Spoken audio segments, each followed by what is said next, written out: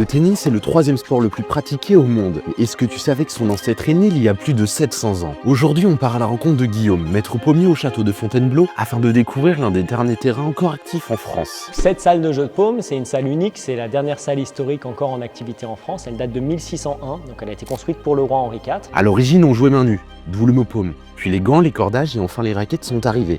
Le jeu de paume, c'est le premier sport de raquette de l'histoire. C'est un jeu vraiment ancien, français, qui apparaît au XIIIe siècle. Mais attention, ici, pas de surface en gazon. On joue en intérieur et avec des murs. Il est pratiqué sur les places des marchés au départ, dans les villes. Il s'enferme entre 4 murs et donc c'est comme ça que naissent les premières salles de jeu de paume avec des pans inclinés sur les côtés.